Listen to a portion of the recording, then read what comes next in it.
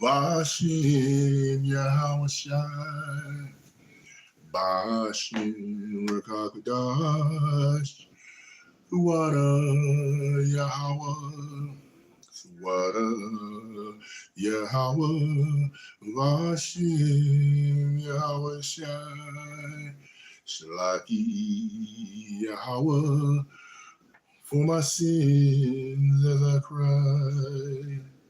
Kolo Yahweh Vashim Yahweh Shai Baba Kasha Yahweh for your mercy all the time. The water Yahweh Vashim Yahweh Shai Abba, my Father, and I love you all the time. Baba Kasha Yahweh, for up high every time. Shalom Yahweh, Bashim Yahweh Shai. Barakatha Yahweh, Bashim Yahweh Shai. Water Yahweh, for beloved Akiyam. Baba Kasha Yahweh, for the mercy all the time. Kolo Yahweh, Bashim Yahweh Shai. Shalom, shalom. It's your brother, Obadiah Halkanan. And I'm back with a lesson to speak to and honor the Most High YAHAWAH'S Yahushai. And I trust that all the Akim and the Akwav are doing as well as YAHAWAH'S Yahushai can bestow the blessings and honor on them to do so. I want to say salutations and my utmost respect and admiration to the apostles who have been bringing out this truth for decades in and decades out, relentlessly, accurately, and on point, all the way up to the date from the time it started when they were anointed to do so on through now as things are progressing in a very high level. I want to also say salutations and my respect to the beloved Akim who are diligently bringing this word out day in and day out, week in and week out as well, under the jurisdiction and the direction and the honor of YAHAWAH'S Yahushai. I want to say salutations to the scattered elect that are out and about throughout all of the nations throughout the world, which we are scattered as we are. And I want to definitely get salutations out to all of them, and also to the beloved who are getting this truth and this word out at this time. So here we are going into some major levels, which brings me to the title of the lesson this evening. And I want to say also a Shabbat Shalom to all those who are practicing the righteous acts and and praising and worshiping and honoring your daily Shabbat. And when we get that in, we just come up off the new moon, and then you got to do your time and with the Most High, and then you get right back on point. This evening's lesson is YAHAWAH'S levels of the awakening. YAHAWAH'S levels of the awakening. And we're going to take some precepts, quite a few from the Apocrypha, 2nd Ezra chapter 14, in which we're going to speak about and talk about the 204 books that Ezra was sanctioned and ordained along with his 5 scribes that Yahweh picked to bring out. And been doing some homework on this and some study. I was trying to pull down the names of the 5, and I'll make sure I get to that another time if I don't get to it this time in terms of the 5 scribes. We have to always understand anytime the Most High has names for his specific prophets, his servants, his apostles, and what have you. There's always a name associated with the fact that that name has significance, meaning to the prophecies that are being brought forward in terms of the truth that Yahweh is bringing forward. Right now we're dealing with several different levels of prophetic process that's being the transitional prophetic process that's being moved forward as we are to this date. One of the things that you can guarantee and you can bet, you can cast your bet to in terms of the accuracy of the Bible and the way the Father operates is even though the sacred book and all of the books that are associated with the book, and I'm only talking about those that can be proven diligently through the Bible in terms of their accuracy. I'm not speaking about any other books that do not associate with the scriptures or bring home the light of the scriptures in the fashion that it's supposed to, because that's what we're going to address. If it does not line up with what books we have with the Bible, at one point we had 66, right? And then we ended up with the 80 because of the other 14 that were brought forward through the Apocrypha, which were there in the beginning. And then, of course, the Bible Destruction Group in around the 1800s pulled them out and took those particular books and then put them in a position where they made them seem as though they were not void. Well, see, first of all, you cannot change the Most High's word. You cannot change his name. You cannot change anything that's sacred about the Most High. And if you do, you will pay severely for it. Trust and believe you will. And so we need to understand that in terms of how we are to operate and how we are to function when it comes to the respect and the sovereignty and the honor that's due to Yahweh Bashim Yahushai. And I don't want to belabor the point here. I want to get into the scriptures because I got quite a bit to cover. But let me just say this, okay, to kind of set the stage for the way Yahweh Bashim Yahushai told me to line this up in order to get the book out and the word out, okay? And that's going to be very important. One thing I want to say is this. It speaks about in the Bible the fact that there are going to be men who are going to be ordained from predestination from the beginning of the foundation of the world and beyond to do this work, as it has been. The spirit of the prophets is subject to the prophets. So therefore, there are going to be men who are going to be able to bring the prophetic process of this out. And as that is brought out, it is imperative that those individuals who are the elect are awakened by this through Yahweh Bashim Yahushai. I always say this, and I continue to say this, is that the Most High controls all things. I try the best that the Most High puts in my spirit to disclaim that process every time. Meaning what? Meaning that what I'm saying in general is very simple.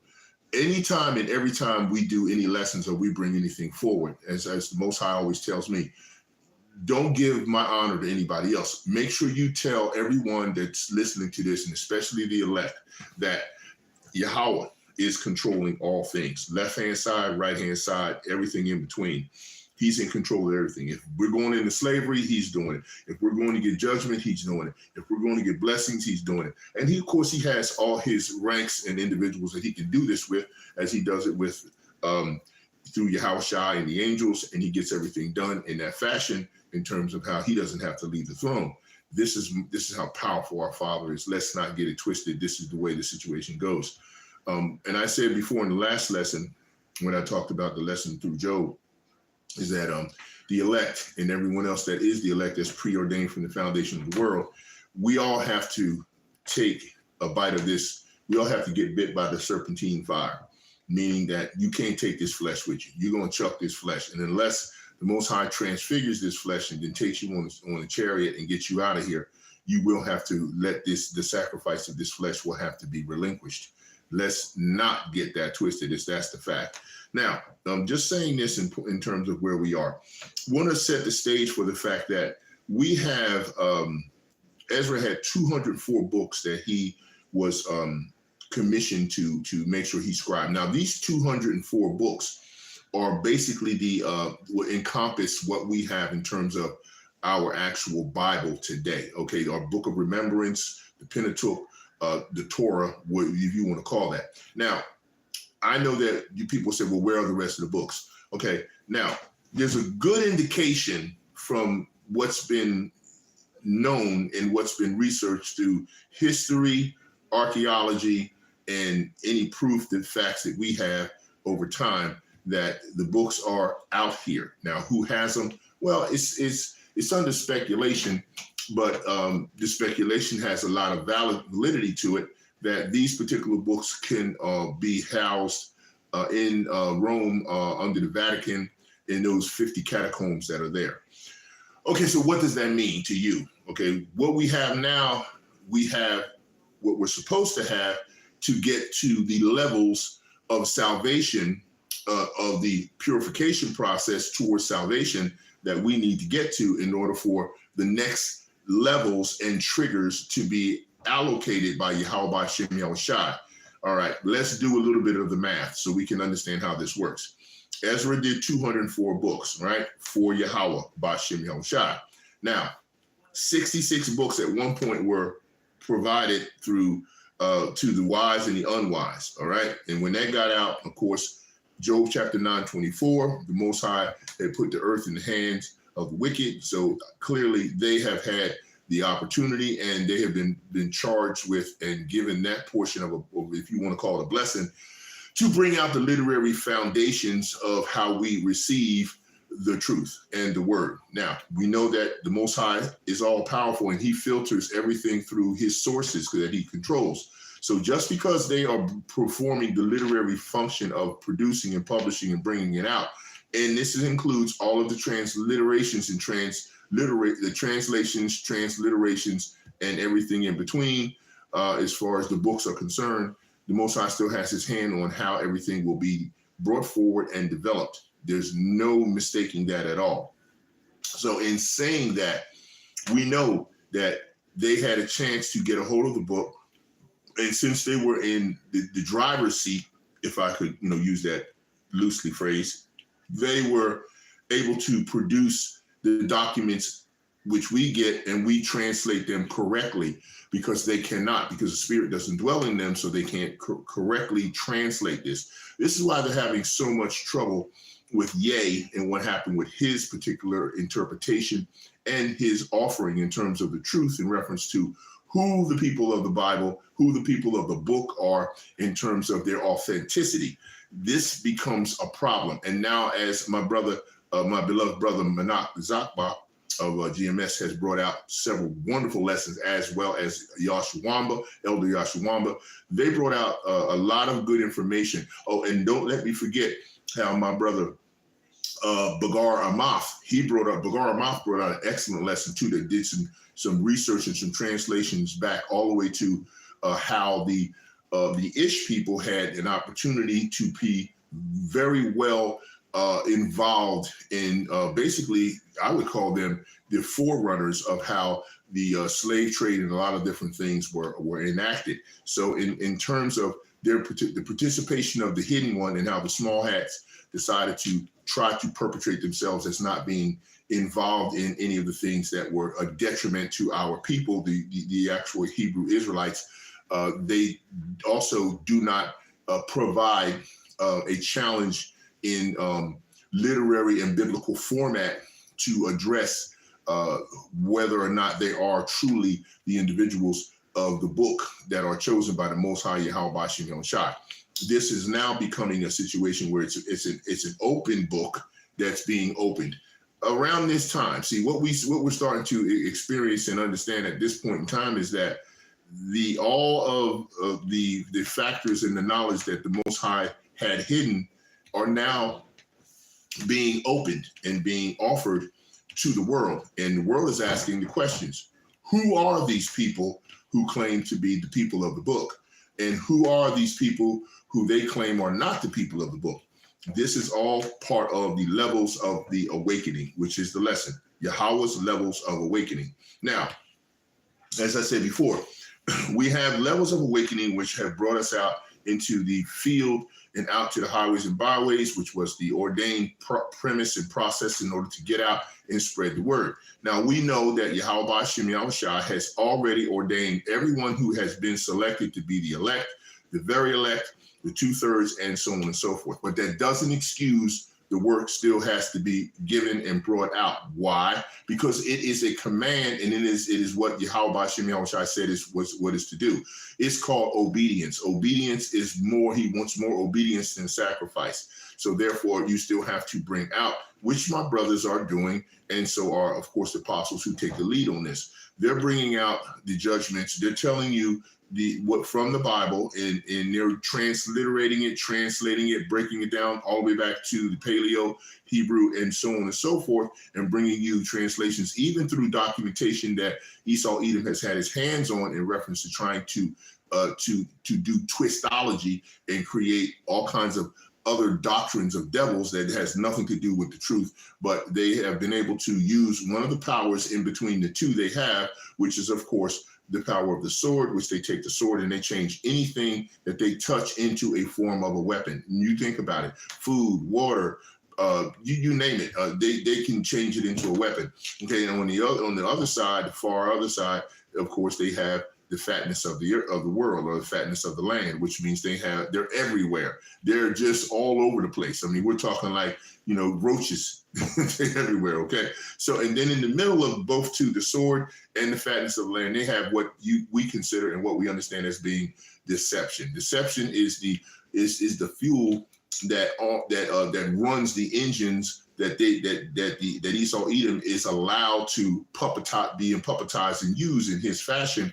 The deception is the fuel that runs the sword and runs the fatness of the land in terms of the occupation and the colonization of the world. So now we know that this is what YAHAWAH has decided. He's put it in motion.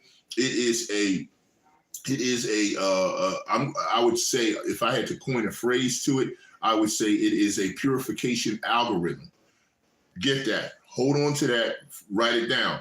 A purification algorithm that Yahweh put in place, and then he's managing it through Yahawashi and the angels. And this is what we're dealing with now at this point in terms of the various levels that the Most High is taking this to. We have fishermen, okay? You go out, you cast your net, which is casting out the word of YAHAWAH, which YAHAWAH is the spirit of prophecy and living word that's being cast out. Those that are the elect that receive this word, they are pulled in, and as they are pulled in, what ends up happening is they are awakened by YAHAWAH. We don't wake anybody up. The Most High awakes. His spirit comes through the Ruach HaKodesh, and he wakes up those that are the elect. He wakes up those that are the very elect, and he also blinds and puts a spiritual block on all that he chooses to do so. So inevitably, we're talking about a blockage that's not only just on the tribes of the 12 tribes of Israel, including, of course, the southern and the northern kingdom, which are coming together,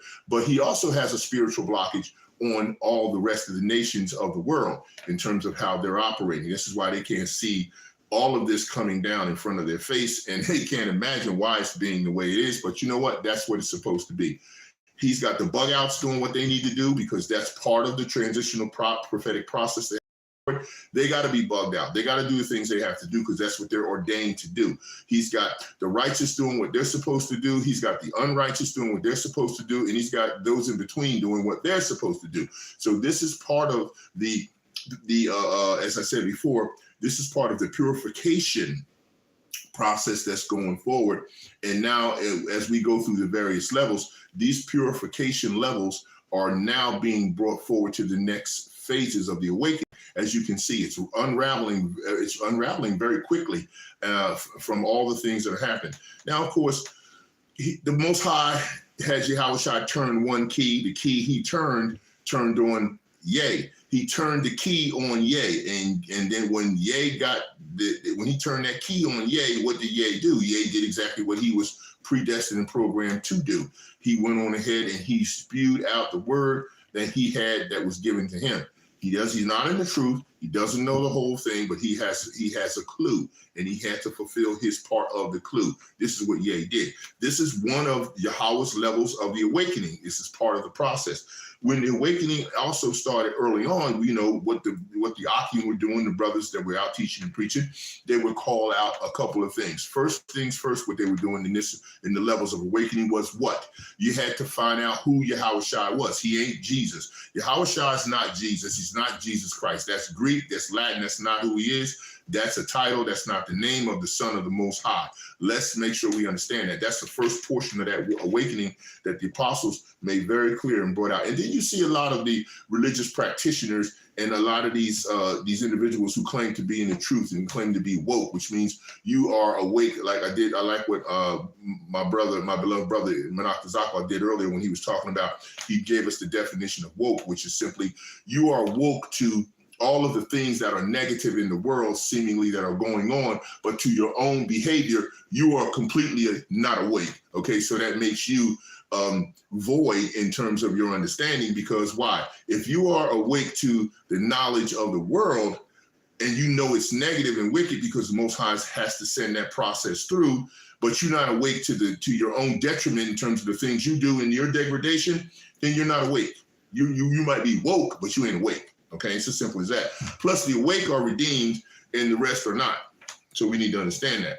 Okay, not to digress on that too much, but okay, the name came out, which is sacred. No one can change the sacred name to any kind of Jesus or Christ or Yahweh or Yeshua. No, that's not the sacred name. The sacred name is Yahweh, the Father, and Yahawashi, the Son. Those are the sacred names. That's what's spoken in heaven. The rest of the nonsense is not spoken in heaven. There ain't no way you going to heaven or going to the spirit world and speaking that. If you are, you go in there for some severe chastisement, okay? And then you'll be put to rest, maybe. I don't know for sure. That's just me saying this. But let me just say, that's the first part of that awakening. Coupled with that part of the awakening, you also have what they started calling out your nationality. This is the call sign and to try to see if an individual might be of the elect or be of the individuals that might just be awake or supposed to be awake. So they will say, what's your nationality? That's part of the awakening process in terms of that called out factor. And then if people come up, of course, with bywords, because we are under the bywords and under the curses, as it says in Deuteronomy. So we will be considered a byword. We've been bywords every 20 to 25 years. We've been a different byword. And if we go even further, we'll just get another byword until this is all over, because we are still under the curses, but we have to practice Judges chapter 5, which is the righteous act, verse 11. And if we do this, then we have an opportunity to not avoid the curses, because they're going to still lay on the nation until the nations come together, but you can actually provide some form of relief from these curses by following the law, statutes, and commandments that the Most High has. So as again, and then that's the second part of the awakening that we have in terms of the called out factors. Okay, the name is not Jesus Christ, and it's not Christ, and it's not all those other names they come up with. No Yah people, it's Yahweh, okay, and Yahawashi. All right, we get this. That's the first part of it. Then your nationality has been brought out. Okay, what are you? Are you a what? Hebrew Israelite? Okay, are you what's your nationality? Do you know who you are? People say black, people say colored, people say African American. They say all these things. That's not who you are. That's what you have been called since you've been colonized. That's what you've been, has happened to you since they did that to you. And that's what you think you are. And you stay blinded by that if the Most High still wants you in that position. So, okay, this part of the awakening is also moving forward in terms of calling out your nationality. Okay, so you could be considered, your heritage is Hebrew, your nationality is Israelite, okay? This is how it works through Abraham, Isaac, and Jacob, whose Jacob's name was changed to Israel. So therefore, you are calling out your heritage of being a Hebrew, your nationality being an Israelite. So this is what they tried to call to you to see if you will respond to that call sign of that name. Then you see the 12 tribe chart of Israel that names all of the different tribes and their prospective biblical name versus their slave name or versus their colonized name, which is the same thing. Colonized, slave name, you call it. Okay, so now they try to correct you on this. This is part of the levels of the awakening that you have in this portion in the beginning. Okay, then what else you have next after that? After you have these three factors, the name, getting it right, okay, the nationality, getting it right, okay? Then you move forward to the next call signs of the awakening that come out when they start to ask you, all right, do you believe in the Bible? Do you know about the Bible? What do you understand about the Bible in terms of the scriptures and how it breaks down, and what do you believe? And so now they start to give you information to challenge your understanding about your validity and your knowledge of the Bible.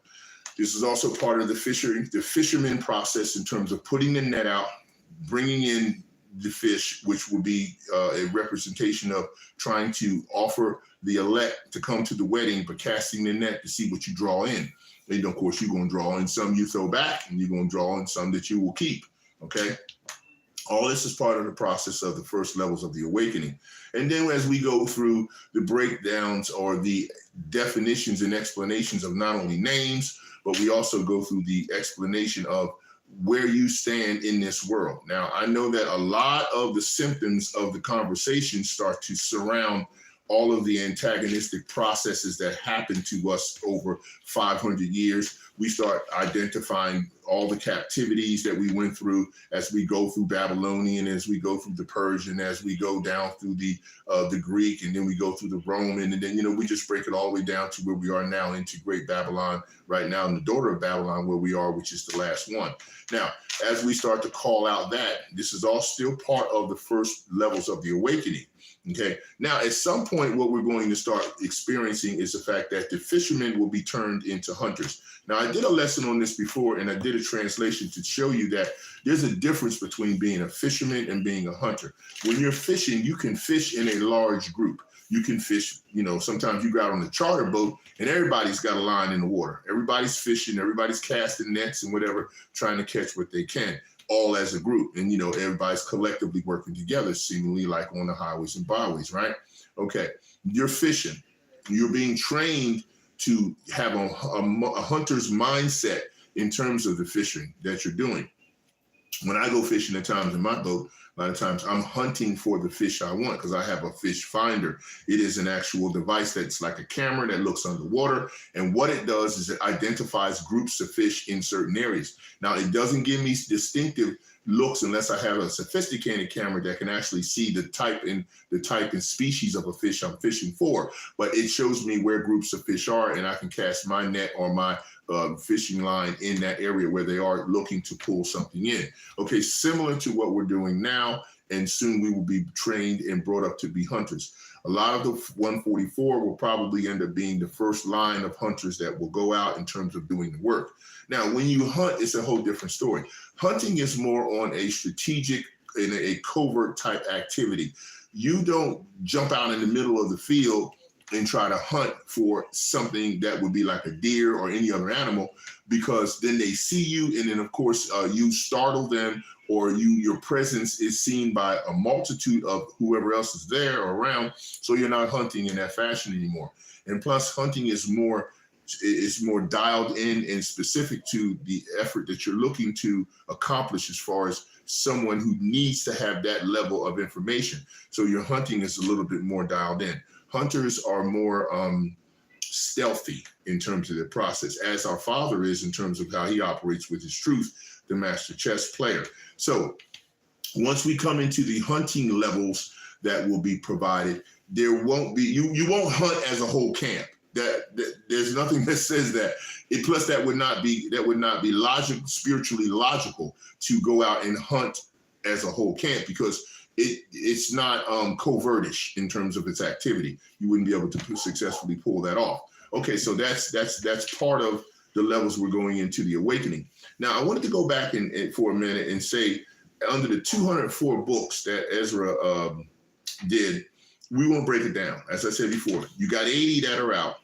So if you take 80 and you subtract that from the 204, then that leaves you 124 left that are still available to be provided when YAHAWAH'S sees fit to release those to the wise, which we will read when we get to Ezra, and we're going to do that. We're going to pop a few scriptures first because we have to, in order to solidify the fact that the book and the books of the Most High all encompass one book, YAHAWAH'S, who comes in the volume of the book. It is written of him. So let's make sure we understand that.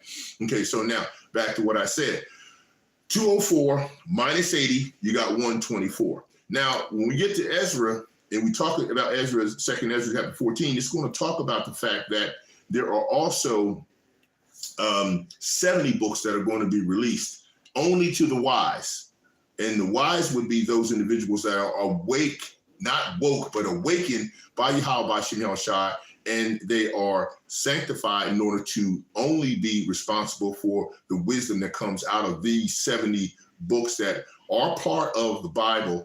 And we just don't have that information yet, okay? But it will be revealed. Now, once you minus 70 books from the 124, now you have 54 books left, okay?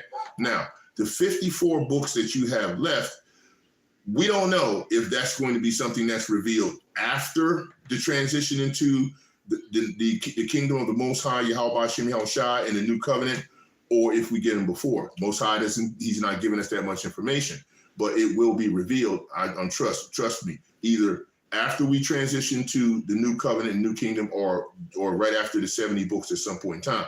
But he did say what he's going to reveal. He gave us the 80, and then 70 are going to come out, but they're not going to go to the unwise, okay? They're just going to go to the wise because they're the only ones who will be able to understand it. And you're starting to see pictures of this at this point right now, because what the apostles and the brothers are starting to bring out is they're circling in on allowing Esau, Edom to understand that he doesn't have salvation here and he doesn't have salvation there.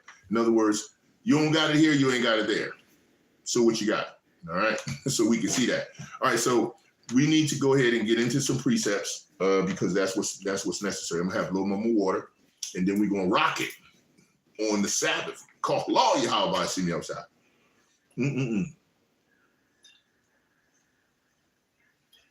That's good. All right, got to follow the path. Inside joke. All right, glasses. All right. First. Okay, first place we want to start is we're going to start in Daniel chapter 12, 2 through 4. Matter of fact, I'm gonna just start at the top because we know that this is a good place to start anyway. Okay, Daniel chapter 12. And at that time shall Michael stand up, the great prince, which standeth for the children of thy people, that's us, the Israelites, of thy people, and there shall be a time of trouble, such as never was since there was a nation, even to that time, and at that time thy people shall be delivered, every one that be found written in the book. See, right out the bat, we got right into the book off the mat, and I wanted to make sure I got that. Now, Daniel has a lot of prophecies in it that relate to not only the Old Testament, the New Testament, because YAHAWAH'S is written in the volume of the book. So we know that Daniel works out real well for that in terms of bringing us forward through that is our introduction. Next, I want to go, before I get to second Ezra, you're going to love that. When I get to second Ezra, you're going to love that portion of it. Okay, next we're going to go to Psalms chapter 69. So go with me to Psalm 69, and we're going to go 60-28 in order to bring forward some more information on this. Matter of fact, before we go to Psalms 69, let me pop to Psalms 21, because I saw a precept there I wanted. Psalms 21-23. So let's hit that first, and then we'll do 69. 21-23. Shalaki. There was that. Did I get that right? No, I didn't. Where was it? Where at? Shalaki. No, that was right. Psalm 69-20. That's right. Yep. My bad. Psalms. I'm sorry, I wrote it down wrong here. So you got to Shalaki. Forgive me on that. Psalm 69. And we're going to start at 6. All right. And it says here, let not them that wait on thee, O Lord Yahweh of hosts, be ashamed for my sake. Let not those that seek thee be confounded for my sake, O Yahweh of Israel, because for thy sake I have borne reproach. Shame hath covered my face. I am become a stranger unto my brethren, and an alien unto mothers and children. For the zeal of thine house hath eaten me up, and the reproaches of them that reproach thee are fallen upon me. When I wept and chastened my soul with fasting, that was to my reproach, right? I made sackcloth also my garment, and became a proverb to them. They that sit in the gate speak against me, and I was the song of the drunkards, right? But as for me, my prayer is unto thee, O Yahweh, in an acceptable time, O power. In the multitude of thy mercy, hear me, in the truth of thy salvation. 14, deliver me out of the mire, and let me not sink. Let me be delivered from them that hate me, and out of the deep waters. Let not the water flood overflow me, neither let the deep swallow me up, and let not the pit shut her mouth upon me. Hear me, O Yahweh, for thy loving kindness is good. Turn unto me according to the multitude of thy tender mercies. I mean, this is what we pray for all the time, for the tender mercies of the Most High Yahweh Shem Shai. Okay, and hide not thy face from thy servant, for I am in trouble. Hear me speedily. Draw nigh unto my soul and redeem it. Deliver me because of mine enemies. Thou hast known my reproach and my shame and my dishonor. Mine adversaries are all before thee.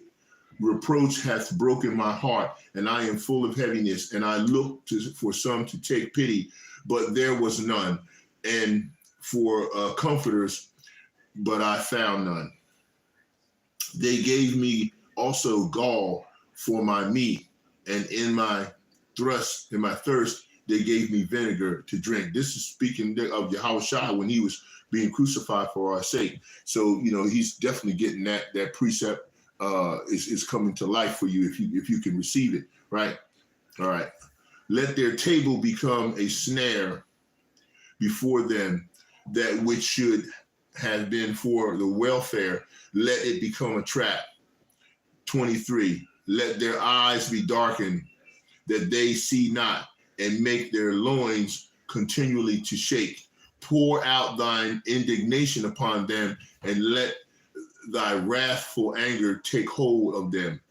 25, let their habitation be desolate, and let none dwell in their tents. See, the Most High is doing this now. These are the levels I'm saying that's coming to the awakening that's being brought forward. For 26, for they persecute him whom thou hast smitten, and they talk to the grief of those whom thou hast wounded. 27, and iniquity unto their iniquity, and let them not come into the righteous. 28, let them be blotted out of the book of the living, and not be written within the righteousness. Okay, see, that was down to 28. And so, as you can see right there, the Most High Yahweh Shem Shai, his book is prophetic, and his validation is severe. And even in judging ourselves, we humble ourselves, and we ask him, we pray for mercy, and we praise, worship, and pray for the mercy that the Most High Yahweh Shem Shai will offer and provide us through these times that we're going through. Okay, next we're going to go to Isaiah chapter 65. So go with me to 65. We got 1 through 9. Isaiah 65, and we're going to read 1 through 9. All right. I am sought of them that ask not for me. I am found of them that sought me not. I said, behold me unto a nation that was not called by my name. See, we were in that position where we didn't know the Most High's name. And we got a lot of Israelites who's supposed to be awakened, and they say they know the name, but they still don't call upon the name. They take it upon themselves to call on an idolatrous, blasphemous name that they get from their slave master that they're calling the Most High. You cannot do that. You can't repent in the name of an idol. You can't repent in a blasphemous name. That's not the sacred name of the Most High, Yahweh Shem Yahushai. Okay? All right. Didn't know, I know his name, right? He says, I have spread out my hands all the day unto a rebellious people, which walketh in the way that was not good, after their own thoughts. A people that provoketh me to anger continually to my face, that sacrificeth in gardens and burn incense upon altars of brick, which remain among the graves and lodge in the monuments, which eat swine's flesh and broth of abominable things in their vessels, which say, stand by thyself, come not near unto me, for I am holier than thou. These are a smoke in my nose. What Yahweh was saying, a fire that burneth all the day. Behold, it is written before me, I will not keep silent, but will recompense, even recompense unto their bosom, your iniquities and the iniquities of your fathers together, saith Yahweh, which have burned incense upon the mountains and blasphemed me upon the hills. Therefore will I measure their former work into their bosom. Thus saith Yahweh, as the new wine is found in the cluster, and one saith, destroy it not, for a blessing is in it, so will I do for my servants' sake, that I may not destroy them all. Okay? I just wanted to make sure I got that one, 9. All right, next we're going to go to Joel. That's where we're going next. Joel chapter 2. So join me there. Joel chapter 2. Where we at? New glasses. Does he need new glasses? Probably so. Joel chapter 2, and we want 32. And it reads, and it shall come to pass that whosoever shall call on the name of Yahweh shall be delivered, for in Mount Zion and in Jerusalem shall be deliverance, as the Lord Yahweh hath said, and in the remnant whom the Yahweh shall call. Okay, so we can see that is absolutely the point, that in Yahweh deliverance shall be provided. Okay, next we're going to go to Malachi chapter 3. Okay, and we want to read 16, 17, and 18. And it reads, then they that feared Yahweh spake often one to another, and the Lord hearkeneth and heard it, and a book of remembrance was written before him for them that feared Yahweh, and that thought upon his name. So the book of remembrance that's written that they feared Yahweh, that means they loved him above all things and everything to that degree. As I said before, and I always say it, the Father's looking for a higher love. That's why Yahushua said you lost your first love, which is the Most High. None is good but Yahweh, the Father. And he said that you have to have a love for him that's above everything. That's the praise.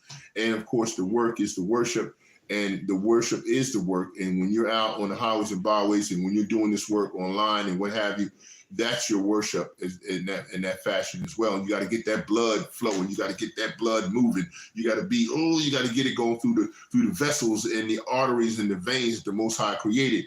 And once you get that going, now you get your worship on. And of course, the conversation we're having to Yahweh Shem Yahushai is our form of prayer, in our offering, our asking of what we should and what we should do and how we should do it. That's your prayer. Praise, worship, and prayer. I've said it. We have to practice that process. That's what it's about. Okay. All right. Now, 17. And they shall be mine, saith Yahweh of hosts, in the day when I make up my jewels, and I will spare them as a man spareth his own son that serveth him. 18. Then shall ye return and discern between the righteous and the wicked, between him that serveth Yahweh and him that serveth him not. Okay. Next, we're going to go to, we got a few that we're going to start hitting in the New Testament, which is very, very valid. We got to do it. We're going to Luke, and I think I'm going to start on Luke chapter 10. Yep. We're going to go Luke 10 and 1 through 20. We're going to get into YAHAWAH'S speaking to us in reference to the truth and the word. Okay, so let's get it. Let's see here. Get into that. Okay. And it starts, and it says here, after these things, the Lord appointed other 70 also, and sent them 2 and 2 before his face into every city and place, whither he himself would come. Therefore said he unto them, the harvest truly is great, but the laborers are few. Pray ye therefore the Lord of the harvest that he would send forth laborers into his harvest. 3, go your ways, behold, I send you forth as lambs among wolves. Carry neither purse nor scrip, nor shoes, and salute no man by the way. And into whatsoever house ye enter, first say, peace be unto you. Shalom, right? And if the Son of Peace be there, your peace shall rest upon it. If not, it shall turn to you again. 7, and in the same house remain, eating and drinking such things as they give, for the laborer is worthy of his hire. Go not from house to house. Shalaki, go not from house to house. 8, and unto whatsoever city ye enter, and they receive you, eat such things as are set before you, long as it's righteous, right? And heal the sick that are therein, and say unto them, the kingdom of Yahweh is come near unto you. 10, but unto whosoever city ye enter, and they receive you not, go your ways out into the streets of the same, and say, even the very dust of your city, which cleaveth on us, we do wipe off against you.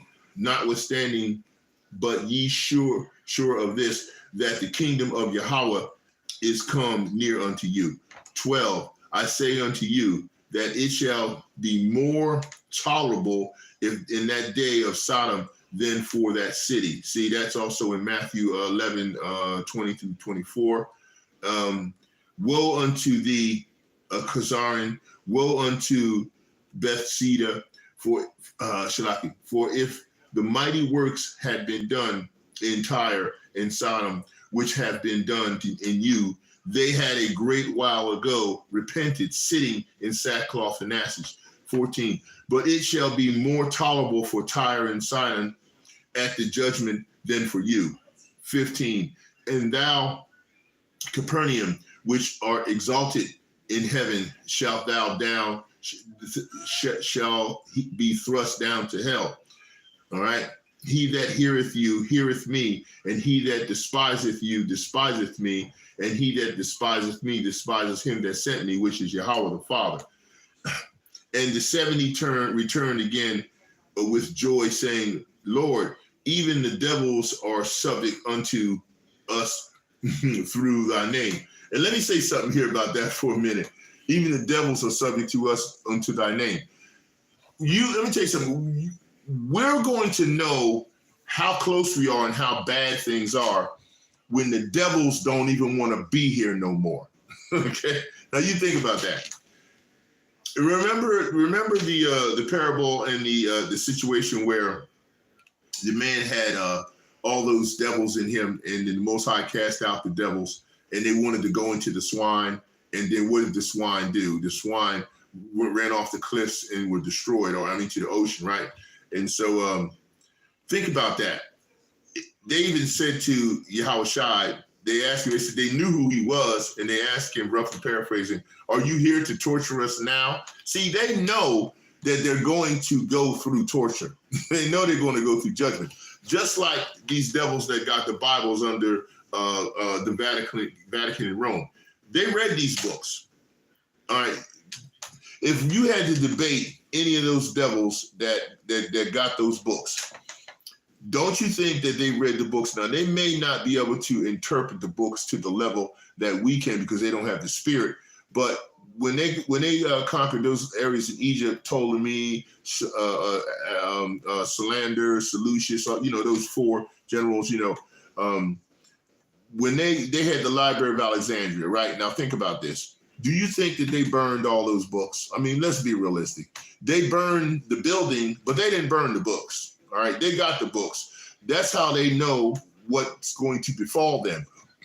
They know that their time is up. They know that they read the books. They're studying on this information. They know who we are. They know what the books say.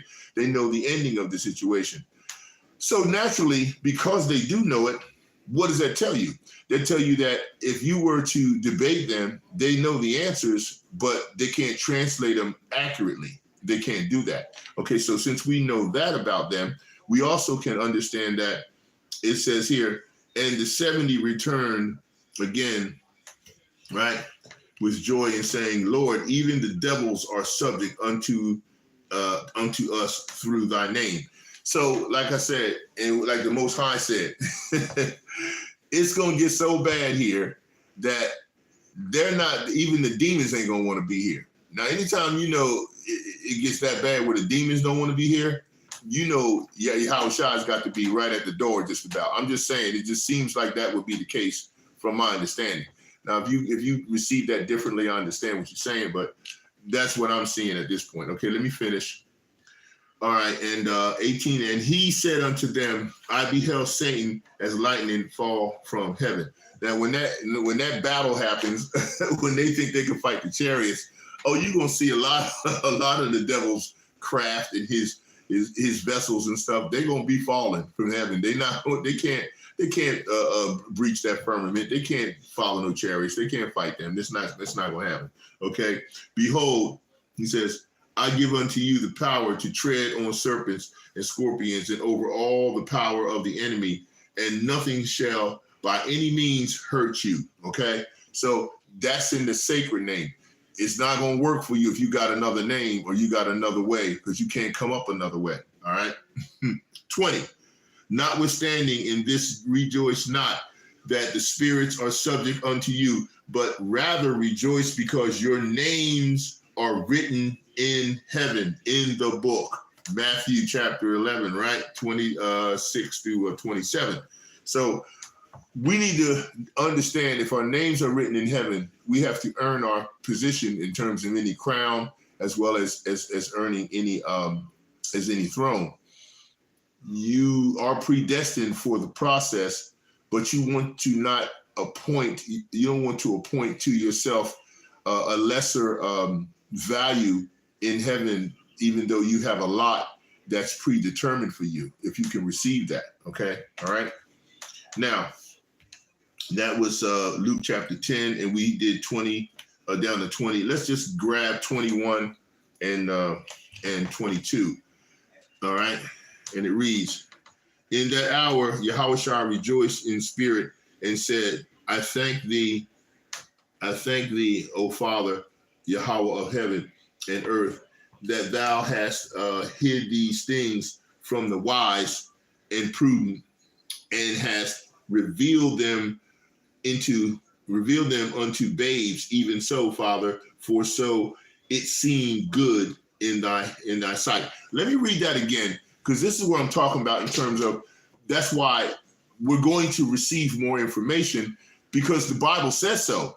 In 2nd Ezra chapter 14, which we're going to get there, he says that he's going to release 70 books after the 80 have already been released. So we know that more information is coming of the same book. It is all still the same book. It's just information that we don't have that is associated and attached to the book that is righteously valid because it says so in the Bible. Okay? Let me read that one again because that's very important, okay? All right. In that hour, Yahawashi rejoiced in spirit and said, I thank thee, O Yahweh, O Father, Lord of heaven and earth, that thou hast hid these things from the wise and prudent and hast revealed them unto babes. See, if you got it revealed unto babes, that means you have to receive this in a humble spirit, the truth in a humble spirit. You have to receive the process of praise, worship, and prayer in a humble spirit. If you don't know that formula or don't think that that formula is valid, then show me in scripture where you're not supposed to praise, worship, and pray all together, because they're doing it in heaven. And this is what we're trying to acquire at the end of the day. We want to have our throne, our crown, and whatever else we're afforded and rewarded in heaven, where the 4 and 20 elders have this already. Spiritual bodies have crowns, have thrones, and they're getting off of them, and they are praising and worshiping. The Father is not going to let me let this up. This is going to be emphasized every single lesson I do. He says, you better tell all of them and everybody, you got to praise, worship, and pray. Just like you got to have the Father, the Son, and the Ruach HaKodesh. You got to have all three. Well, you also have to praise, worship, and pray all three. You got to be doing this because this is the activation process that triggers your power.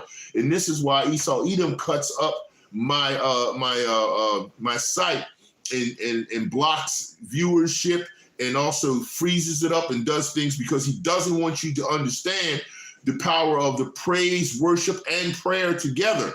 Just like these wacky tackies, man, and these wicked churches, they separate the process. They tell you you're gonna have a prayer conference, and they tell you you're gonna have a worship, a jubilee or a session or whatever, and then they tell you you're gonna have a praise, whatever they come up with. But so they try to separate the process, but it's not supposed to be separated. This is why the Father doesn't see a first love from his people, because they won't praise, worship, and pray to him. They just want to pray, but you could pray to anything. You got people praying to all kinds of fake, phony idols and stuff, man. So the prayer portion of the situation is part of it, but it's not the only thing. You have to combine all of it, right? Okay, look, you're gonna get me started. I get so passionate when it comes to that. Okay, 22. All things are delivered to me of my Father. This is Yahawashi.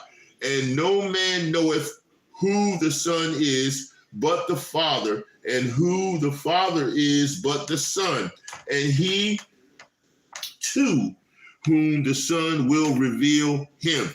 Now, understand that, okay? He says, no one knows. He said, all things are delivered unto me, unto Yahawashi of my Father, right? And no man knoweth who the Son is. Clearly, we know that's the case, because if you call him by all these other bywords and names, you don't know who he is. And I said this before. If you calling on Yahawashi as anything other than that name, Yahawashi, you're not in the truth, man. I'm sorry. Because you can't be on the fence. The Most High don't do gray areas. Okay, he don't do gray areas. You can't be calling the Savior and the Anointed One by the byword and not disclaiming that that's what they call him in ignorance, because you're not ignorant to it. You do know the sacred name. A lot of these camps and organizations were saying the sacred name, and then they stopped saying it, and now they come right out saying that JC name, and then they don't disclaim. They just say it.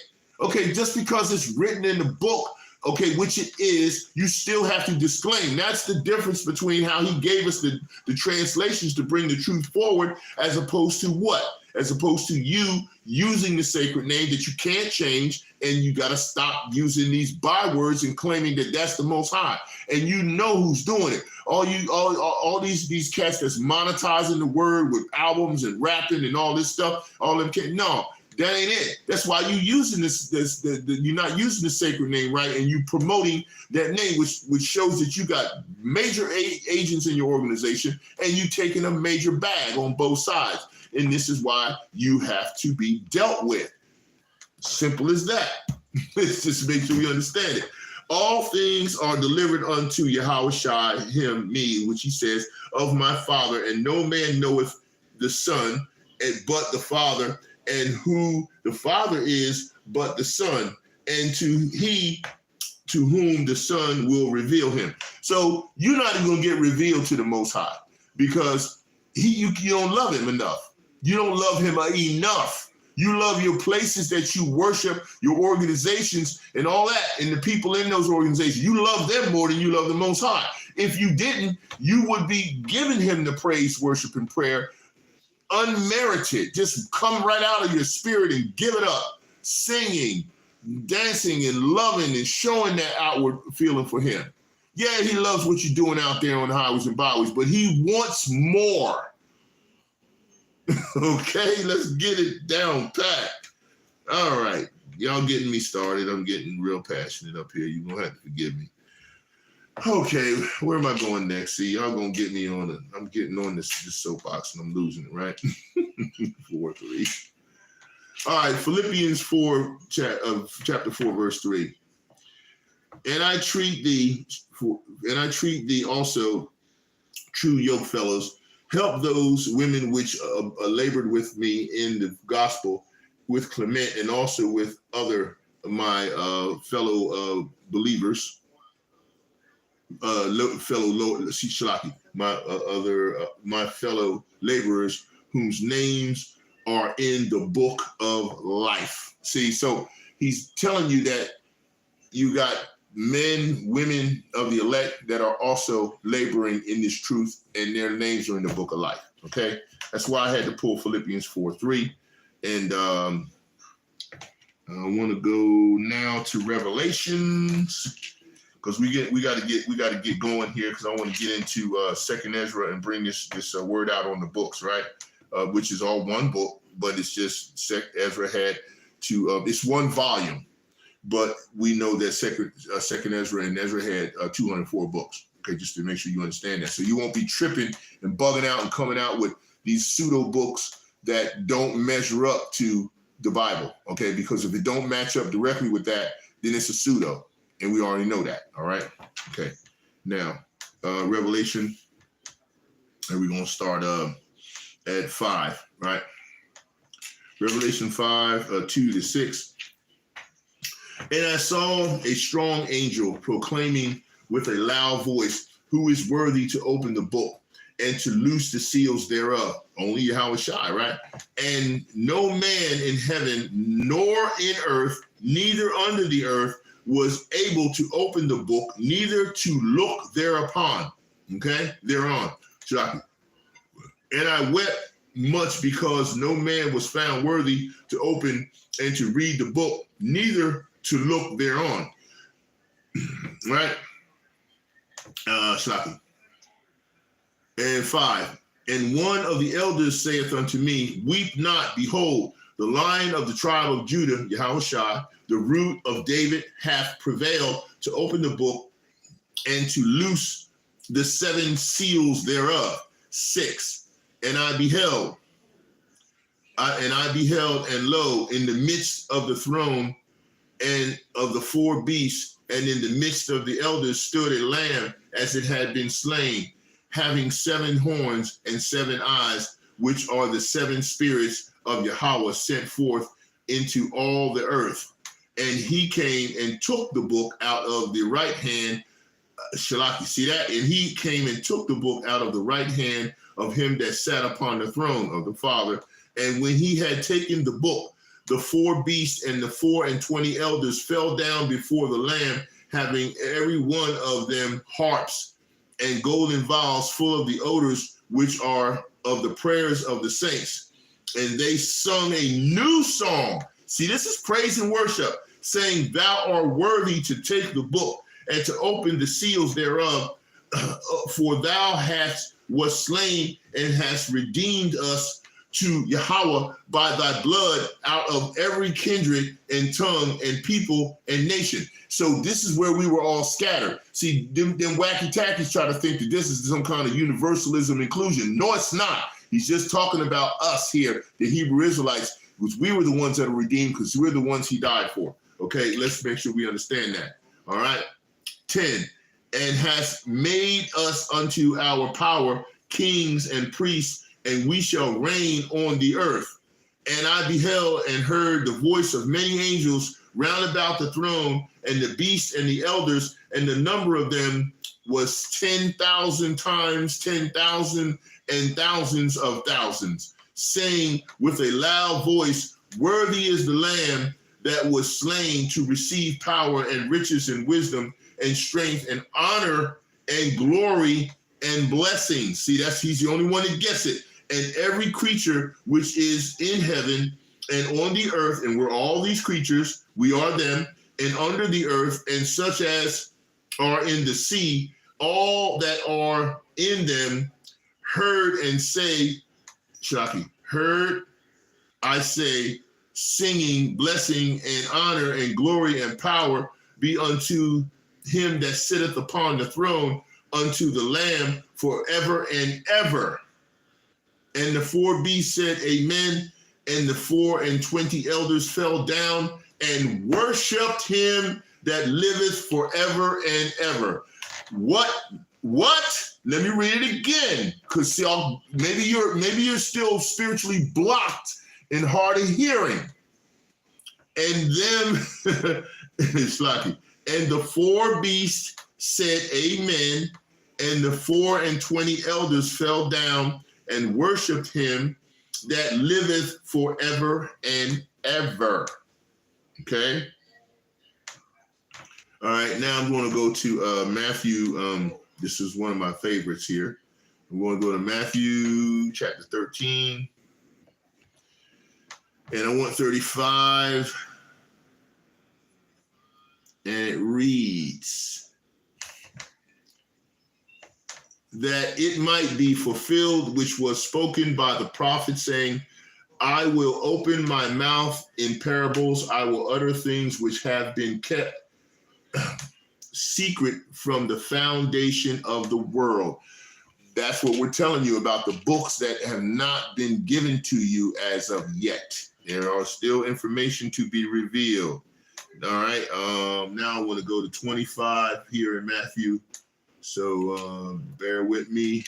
And I want 34.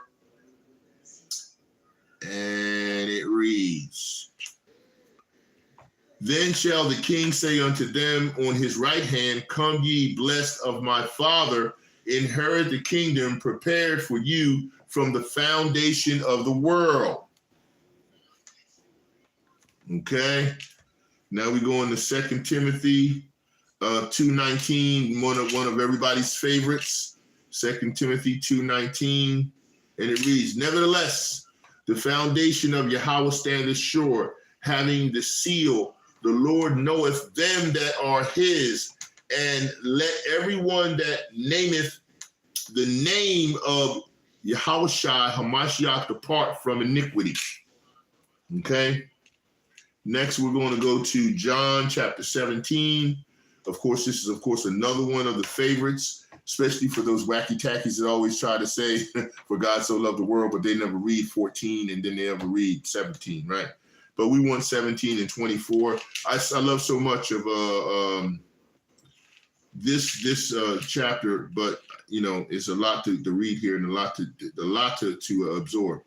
24, Father, I will that they also whom thou hast given me be with me where I am, that they behold my glory, which thou hast given me, for thou lovest me before the foundation of the world. See, the Most High always explicitly gives you the foundation understanding of the creation of his first, Yahawashi, which is so important to understand that whole process was it was the form of that what we needed to have. As when we want to be perfect, we have to be cleansed in a purification way. You can't be in the presence of the Most High and the Father unless you are completely purified. All right, and so Yahawashi comes through with that purification process that we have to acquire. And that's why you have to operate in his manner through his word, and there's no other way, okay? We have to make sure we understand that. Okay, so we did John 17. I'm going to go to Ephesians now, and I'll do 1:4. Ephesians chapter 1 and 4. According as he hath chosen us in him before the foundation of the world, that we should be holy and without blame before him in love. The first love above all. Okay, make sure you understand that.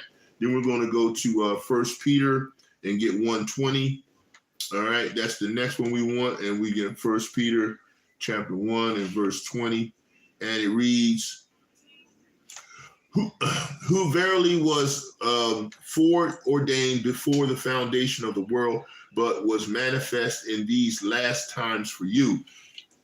The Most High is showing you that's exactly where we are at this point and where things are going. Okay, so now what I want to do is I want to go ahead and get into the portion of what I talked about in terms of the Apocrypha. I want to bring out 24. That's what I want. Yep. I want 2nd Ezra chapter 14. Okay. All right, so let's get into it. And we're going to read it. All right. This is 2nd Ezra chapter 14. It's a lot to break down here. I'm going to try to make it as quick as possible because I know how Jakes are. They don't like long streams. But you know what? If you want entertainment and you want to talk about which rapper just died and you want to go into all this other stuff and you don't want to learn something that's going to be beneficial to what you should be doing as far as the directives as we go into tribulation, isolation, then go to another channel, go watch something else, go find some entertainment, but I'm not here to entertain you. I'm here to teach you something and show you something in reference to what I talked about, which was, of course, YAHAWAH'S levels of the awakening, because we're getting ready to go to that next level in that phase, and you need to get prepared for it. And 2nd Ezra is helping you with that process. Not only 14, but you need to go read 15 and 16 because it kind of tells you exactly what the stuff that you see happening right now in terms of what the Most High is pouring out on the world.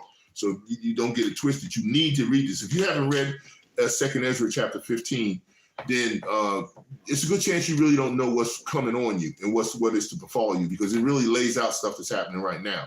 Okay, but chronological order sometimes is not favored in terms of how the Most High let puppetized people get a hold of the word. But let's get into it. Okay, and it came to pass upon the 3rd day I sat under an oak. We're talking about Ezra, right? He sat under an oak, and behold, there came a voice out of a bush over against me and said, Ezra, Ezra. And I said, here I am, Lord. And I stood up upon my feet. Then said he said unto me in the bush, I did manifestly reveal myself unto Moses. Pretty much the same way in the bush, right? And talked with him, Yahawashi, talked with him when my people served in Egypt. All right. And I sent him and led my people out of Egypt and brought him up to the mount of where I held him by me for a long season. I mean, that was just that 40, there was the 40 days, right, with Moses. Let me hit you with a few things and a few precepts that bring out 40, which is important, because 40 is a very important number, okay? All right, 40s, I wrote them down here. Here they are, okay? Here are some examples, right? The rain fell on Noah's day for 40 days and nights, right? That's Genesis chapter 7, verse 4. Israel ate manna and wandered in the wilderness for 40 years, Exodus 16 and 35.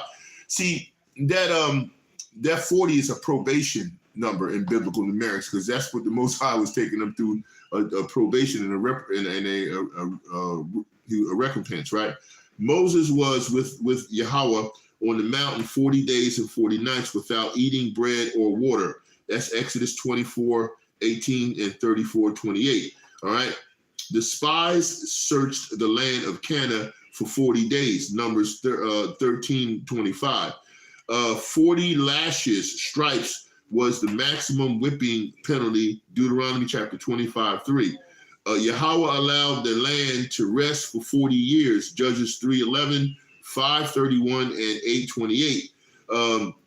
Abaddon, Abaddon, a judge in Israel, had 40 sons. Judges 12, verse 14. Israel did evil. Yahweh gave them to an enemy for 40 years. Judges 13:1. Eli judged Israel for 40 years. 1 Samuel 4:18. Goliath presented himself to Israel for 40 days. 1 Samuel 17:16. Saul reigned for 40 years. Acts 13:21. Ishaboth, Saul's son, was 40 years old when he began to reign. 2 Samuel 2:10. David reigned over Israel for 40 years. 2 Samuel 5:4 and 1 Kings 2:11. Solomon reigned the same length as the father, 40 years. 1 Kings 11:42.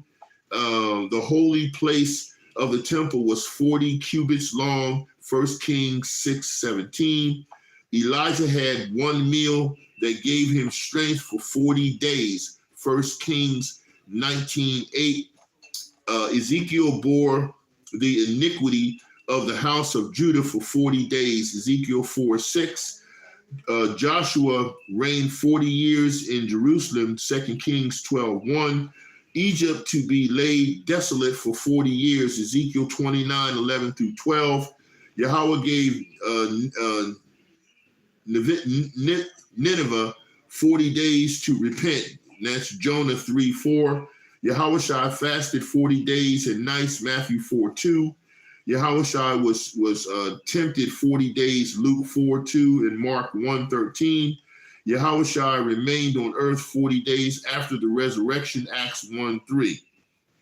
Okay, so as you can see, 40 is very important in reference to the connotation of what we're speaking about and how it matches up with what the Most High Yahweh is bringing forth in this part of the breakdown of the lesson. Okay, all right, that's what we talked about, that part, right? All right, all right, 5. And told him many wondrous things and showed him the secrets of the times and the end, and commanded him, saying, see, this is what Yahweh told him. Like, go back to 4, it says, and I sent him and led my people out of Egypt and brought him up to the mount of where I held him by me a long season. And I told him many wondrous things and showed him the secrets of the times and the end, and commanded him, saying, these words shalt thou declare, and these shalt thou hide. So he's talking about information in the book, the law, that he said you're going to declare things, and then there's certain things that you're going to hide. Okay, 7. And now I say unto thee, that thou lay up in thy heart the signs that I have shown, and the dreams that thou hast seen, and the interpretations which thou hast heard. So the Most High speaking to him through the methodology that he operates under. For thou shalt be taken away from all, and from henceforth thou shalt remain with my son, Yahawashi, and with such as be like thee, until the times be ended. So we can see how the prophets and the individuals that are in the truth, and they are awakened, not woke, they are being protected and held until the end through the Son, through the truth. 10. For the world hath lost its youth, and the times begin to wax old. We can see that being the case right now, because as things get worse, things get evil, which you're getting ready to hear. For the world is divided into 12 parts. It's the similitude of the 12 tribes, right? Because that's what's important during this period of time, this eonic period of time. The 12 tribes is where we're all about until we transition home back to the Most High Yahweh Shem Yahushai. And in the process of that transitioning home, we become the sons of Yahweh and the daughters of Yahweh. The Israelite tag and the Israelite lineage will be legacy. It'll be on the gates. It'll be on the thrones. But we will be called the sons of Yahweh and the daughters of Yahweh when we get to the new covenant, new kingdom. Okay. All right. The 12 parts and the 10th part of it are gone already. and half of the 10th part. So we can see the split here in terms of how the 12 tribes were split up. And we see that the 10th part of that was separated and is starting to come back together. Okay, 12. And therein remaineth that which is after the half of the 10th part, because we can see how they're bringing in the precepts to the 10th part being brought back together. Now, therefore, set thine house in order, which is what we're doing. We're calling upon the elect and that are predestined to hear this message and asking them and saying to them and commanding them, get your house in order. Therefore, set thine house in order and reprove thy people. Comfort such of them as be in trouble, and now renounce corruption.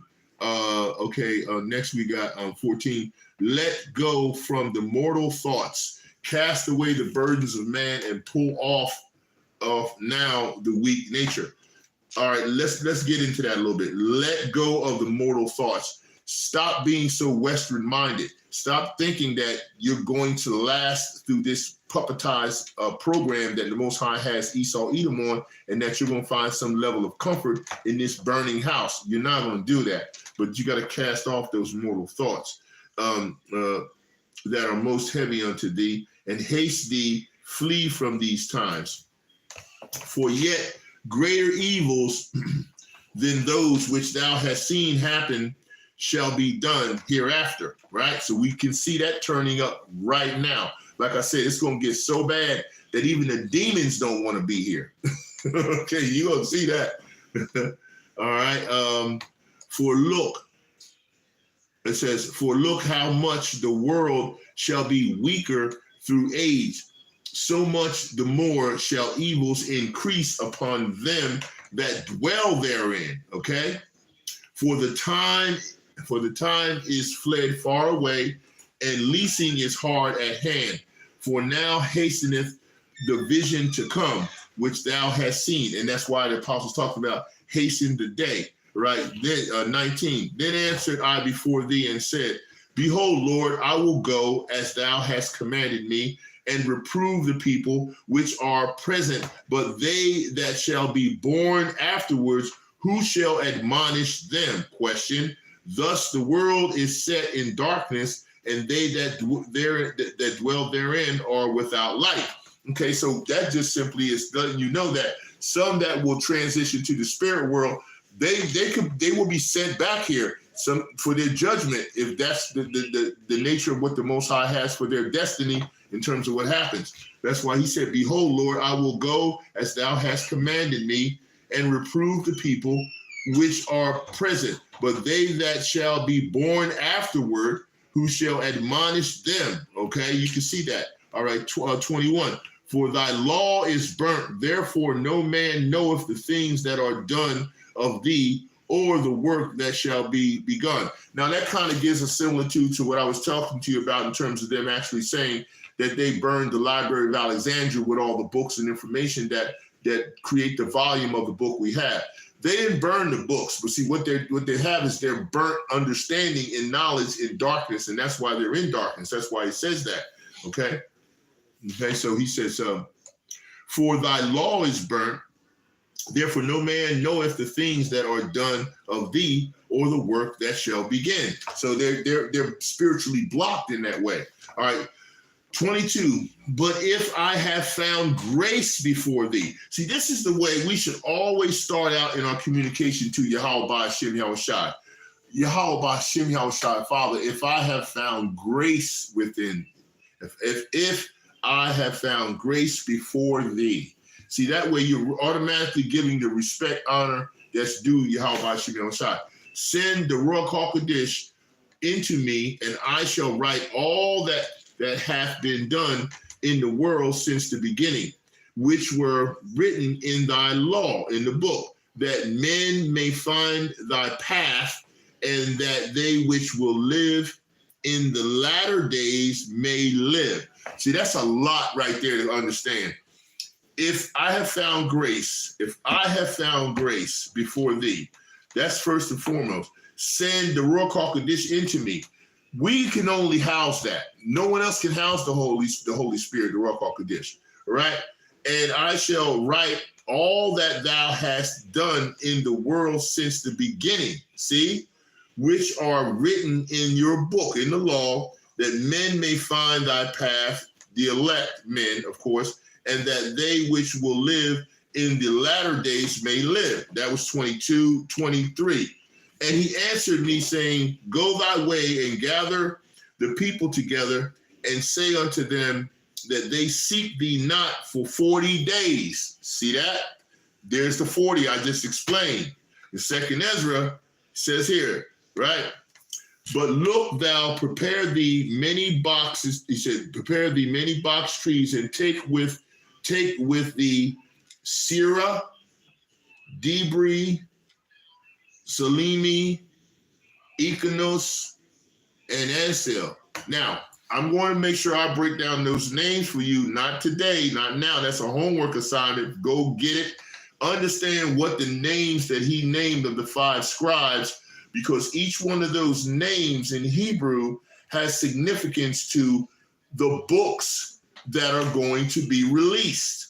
You feel what I'm saying? I'm giving you, I'm doing some covert on you now. I got some covert stuff. I went and did some homework on these names, but I'm not going to give you that. I want you to read and study and find out these names. Go to your Apocrypha.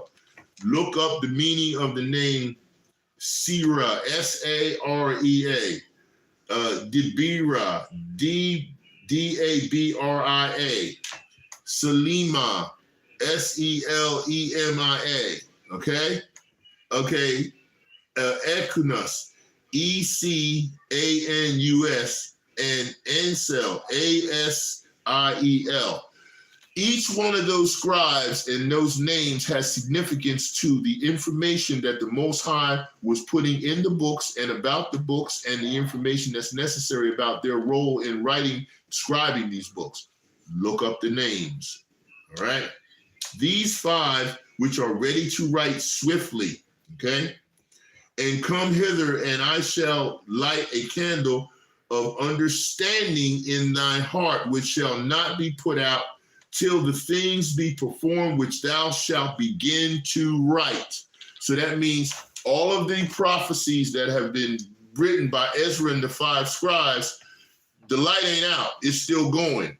They always say the jury's not out, well, the light ain't out, and it's still going. And he said he's not going to put that light out till all this is done at the end, right?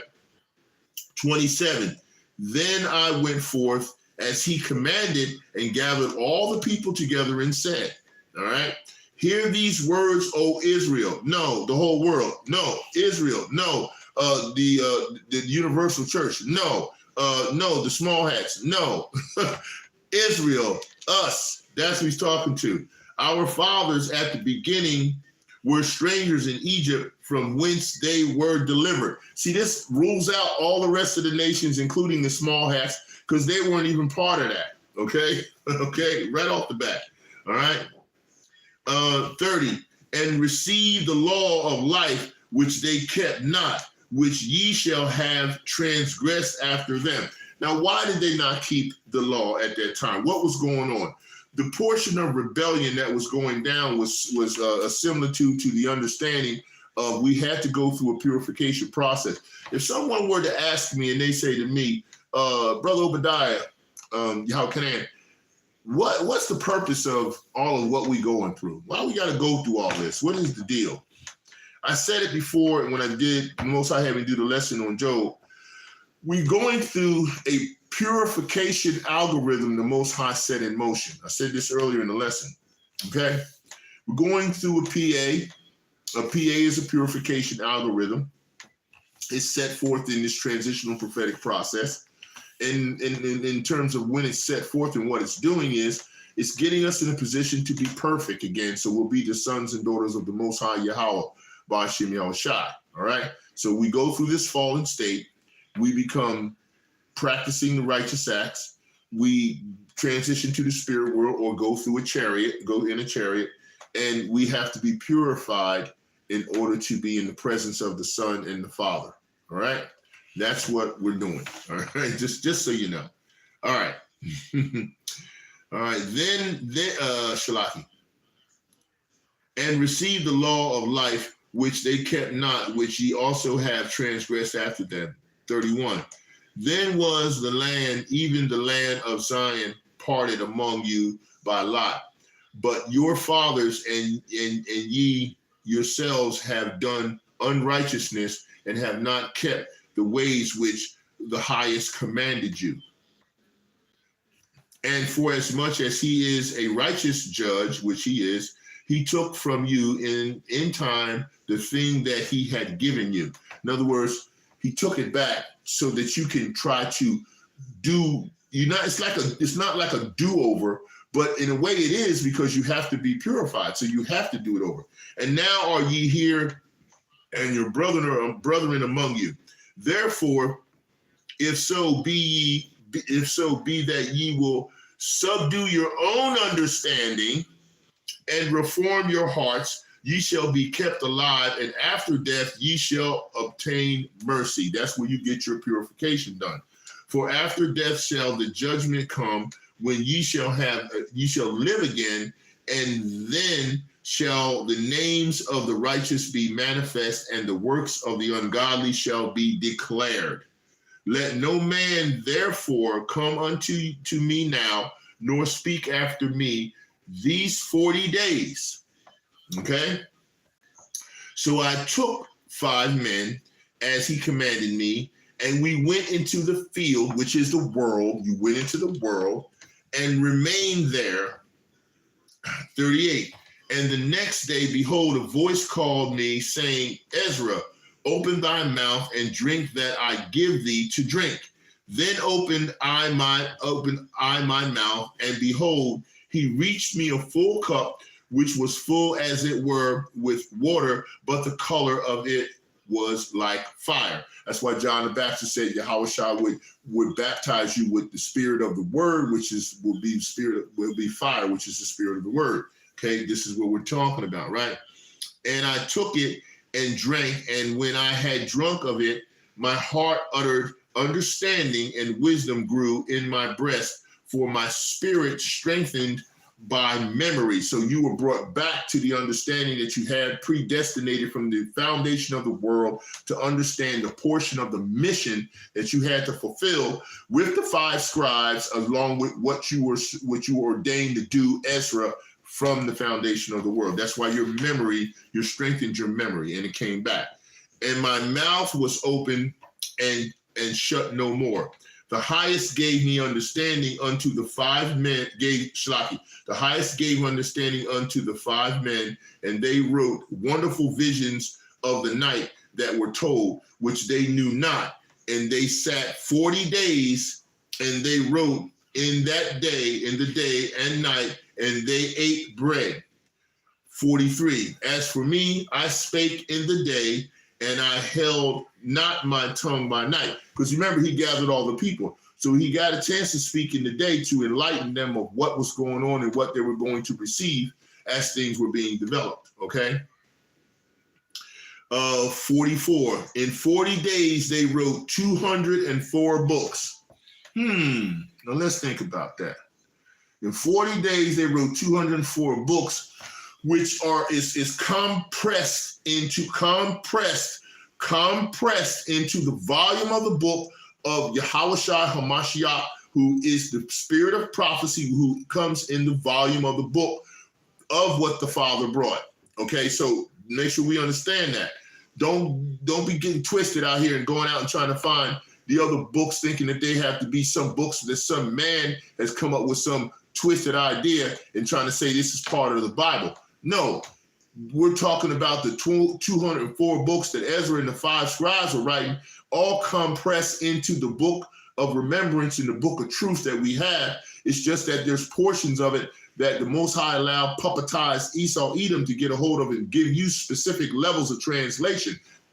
Case in point, why it's called Yahawah's Levels of the Awakening, all right? Hello. Okay, let me finish. Shocking. Okay.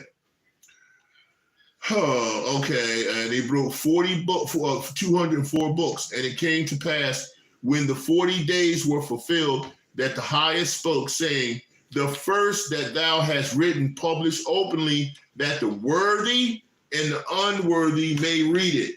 Now, let's not walk past that. This is what we have now.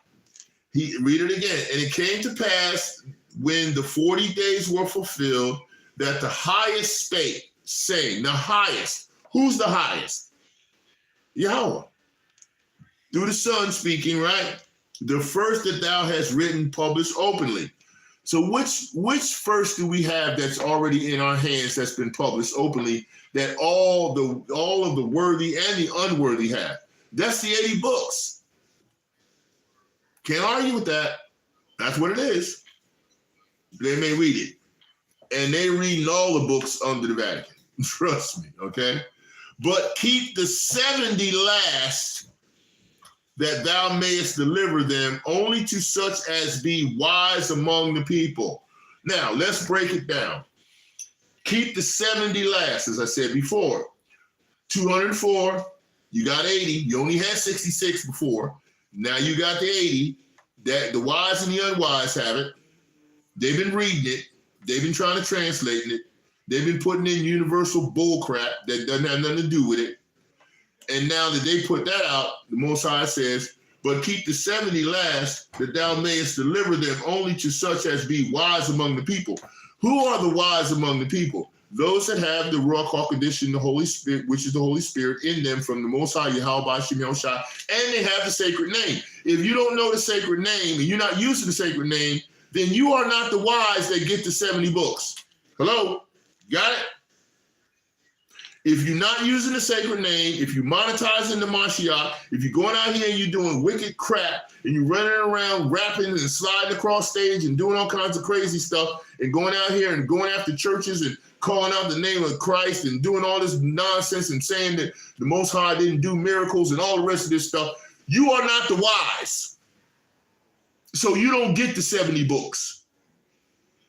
You don't get it. You're not authorized to get it. If you veer away from the sacred name, if you use everything but the sacred name and you don't disclaim it, you're not the wise. You don't get the 70 that's going to be released to the wise. Read it again. But keep the 70 last, that thou mayest deliver them only to such as be wise among the people. Who are the people that's wise? Among the elect. They get the 70. They get the wisdom of the 70. 47, for in them is the spring of understanding. And you can see that because they're using the sacred name and they stick to the sacred name. So there is a spring of understanding, the fountain of wisdom, and the stream of knowledge. And I did so, as Ezra said, which is what we have now. So we got 70 that's going to be released. You don't have them yet. You got the volume of what you have to get you at this point of the transitional level, right? The purification algorithm process that you're going through, the transitional prophetic process. You know about the MOTB. You know about the juicy juice. You know about all the stuff that's going down. You know about the Euphrates River being dried up. You see all this stuff going down, right? This is leading you to the 70 books, but it's only going to come to the wise because only the wise can explain it. Only the wise can go through the process of giving you the knowledge in the fashion you need it in order for you to be able to understand it. None of these other bug outs are going to be able to do that because they have been programmed to be bugged out to do it. It's just as simple as that. Now we're getting ready to wrap this up, and let me read the last couple of precepts that I had to pull towards the end of this, but I wanted to get through 2nd Ezra chapter 14. And I did so, just like it says here in this portion of the book, all right, that we have been reading, all right? That you can clearly see, right? Shalaki. And so now we're getting ready to go into the last portion of this. Call hello, YAHAWAH'S, shot. Where was I at? Okay, go back. Yeah.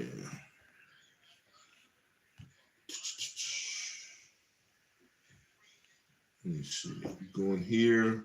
I'm going to read these last few precepts, and then we're going to close out. So I just want you to know. I want Howard Hewitt to say amen. Okay. And I got a little treat for you at the end of this, but let me all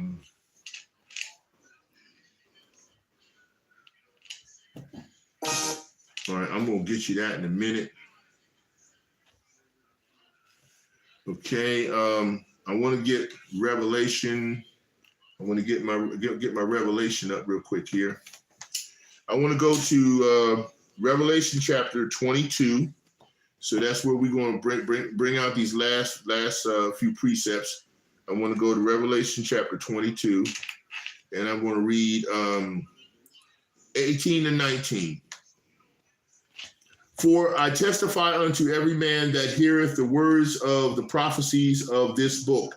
If any man shall add unto these things, Yahweh shall add unto him the plagues that are written in this book. And if any man shall take away from the words of this book, of this prophecy, Yahweh shall take away his part out of the book of life and out of the holy city and from the things which are written in the book. Right? All right. And of course, I'm going to go to Revelation 5:3. And no man in heaven, nor in earth, neither under the earth, was able to open the book, neither to look therein, except for, of course, Yahawashi Hamashiach. And to finish out the precepts, I'm going to go to Daniel chapter 7. So go with me there. And I'm going to start at 9. And then we'll go forward, and then we'll end this lesson with a blessing. And when I give this last portion of the blessing, it's a very beautiful song that I've always loved by Howard Hewitt. And so I claim section 107 of the Fair Use Act that was brought out in 1976. And the music and the song is only for educational purposes. It's not for monetary purposes at all, in reference to learning and teaching in terms of portions of the scripture. So I claim the Fair Use Act in section 107 of the Fair Use Acts of 1976 as a disclaimer for being able to use the song from Howard Hewitt in terms of saying amen to end this lesson. But let me finish with Daniel chapter 7 and 9 and 10. And it reads, I beheld till the thrones were cast down, and the Ancient of Days did sit, whose garment was white as snow, and his hair of his head like the pure wool. His throne was like the fiery flame, and his wheels as burning fire. And it says here, a fiery stream issued and came forth from before them. Thousands and thousands ministered unto him, and 10,000 times 10,000 stood before him, and judgment was set, and the books were opened. Okay? And that's exactly what happened. And as a blessing to call Halal Yahweh by Hashem Yahushai, as I said, section 107 of the Fair Use Act for 1976, and only using this for educational purposes only and nothing more in terms of any violation. This is what we have for your blessing. Okay.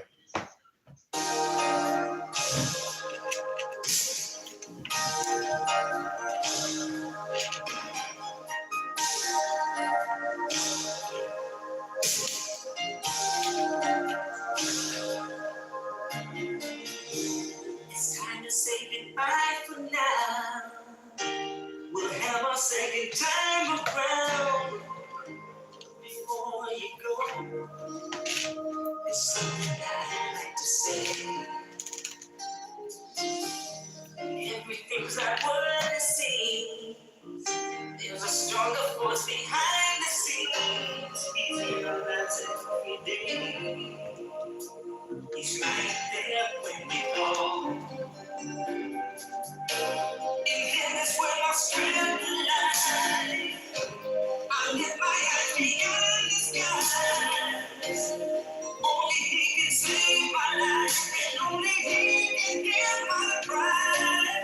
thank you, God, for giving me one more chance.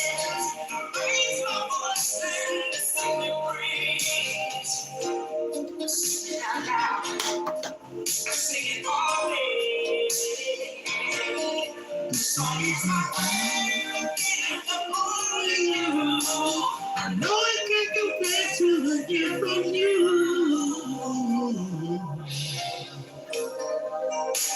Gave me love. You gave me your son. Oh,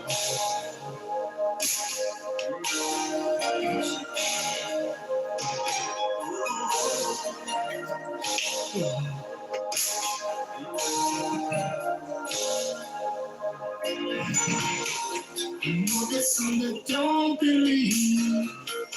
Sometimes it's very hard to see. In this old life every day, just things don't go your way. But to be without is not his will. Cattle on 1,000 hills and all yours to claim. To scream in his holy name. See, you don't have to beg or crawl. You can see you standing proud and tall. You give his everlasting love. Just come to him as you are. I wanna thank you, God, for giving me one more chance to raise my voice and sing your praise. I sing out loud, oh, I sing all this.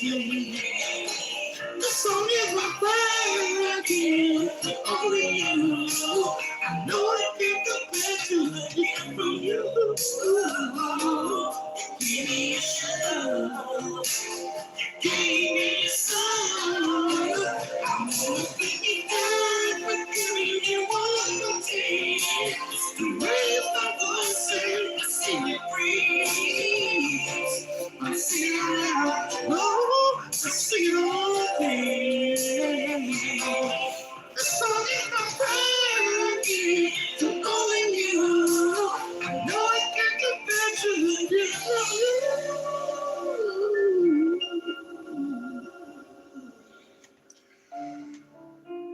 Give me your love.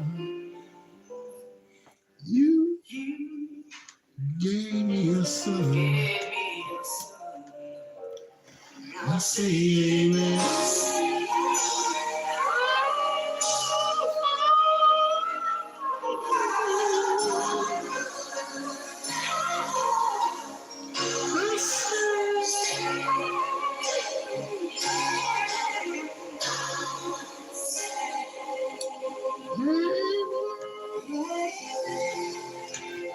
Thank you, Father. I love my Father.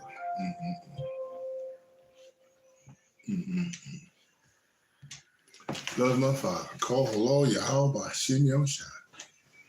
Call hello, YAHAWAH'S.